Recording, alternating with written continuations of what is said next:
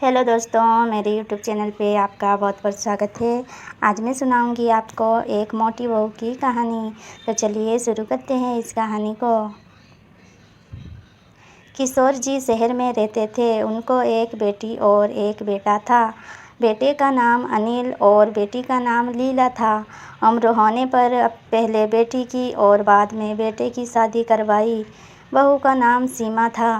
शादी के 2-3 सालों में ही सीमा का वजन काफ़ी बढ़ गया था और वो पहले से दुगनी मोटी दिखने लगी थी। इस मोटापे की वजह से सीमा को कई लोगों के ताने सुनने पड़ते थे। पड़ोसी भी उसे मोटी भैंस के कहने में हिचकिचाते नहीं थे।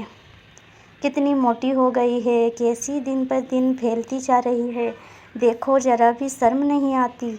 पति बेचारा सूखा जा रहा है, ये देखो खा खा कर कैसे मोटी हो रही है। कुछ इस तरह के बातें अक्सर सीमा के कानों पर पड़ जाती थी। स्वभाव से हंसमुख सीमा इन बातों को इग्नोर भी कर देती, लेकिन उसे ज़्यादा दुख तब होता था जब उसकी खुद की सास और ननंद उसके मोटापे के लिए उसे दोषी ठहराते और भला बुरा कहती। अनिल शरीर से काफ़ी दुबला पतला था। शादी के बाद भी उसके शरीर में रत्ती भर का भी फर्क नहीं आया था। हालांकि सीमा मोटी होती जा रही थी, उसमें उसका कोई भी दोष नहीं था। बल्कि सीमा तो अनिल से भी कम खाना खाती और दिन भर घर के सारे काम करती रहती थी। अपने मोटापे की वजह से चाहे किसी काम में कितनी भी दिक्कत हो, सीमा उस काम को कभी अधूरा नहीं छोड़ती थी। उसने घरेलू नुस्खे और कई तरह के उपाय करके अपना मोटापा कम करने की कोशिश की थी, लेकिन शायद उसके शरीर के हार्मोन्स ही थे जो उसे मोटा बनाए रखे थे। अनिल को उसके मोटापे से कोई हरकत नहीं। वो तो बेचारा अपने बिजनेस को संभालने में व्यस्त रहता था। उसकी माँ और बहन हमेशा इस वजह से सीमा को कुछ न कुछ सुनाते रहते थे और सीमा काफ़ी रोया करती थी।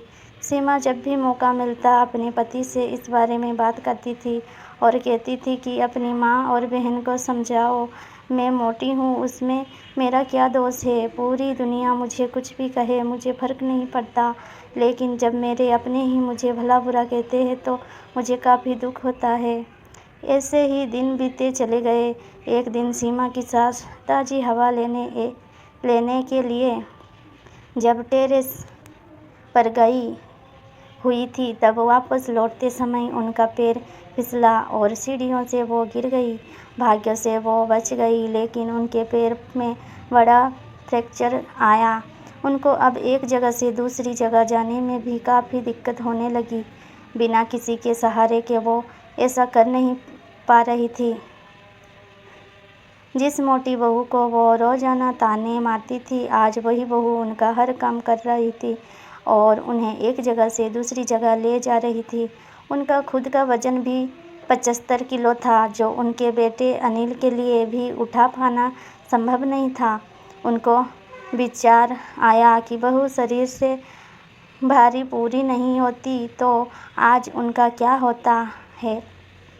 सीमा की सास को सीमा के साथ किए हुए अपने बुरे बर्ताव के लिए पछतावा होने लगा।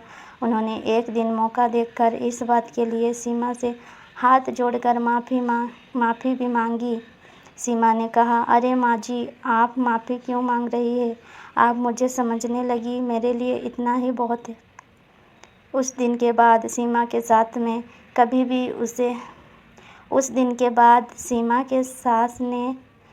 भी उसे उसकी मोटापे की वजह से एक शब्द भी नहीं बोला, बल्कि वो उन लोगों से लड़ जाती थी जो सीमा को मोटी कहकर उसकी बुराई करते थे। सीमा की ननंद भी इस घटना के बाद उसे इस विषय पर कुछ भी ना कह सकी। खुश मिजाजी सीमा अब पहले की तरह ही सब कुछ भुलाकर खुश रहने लगी।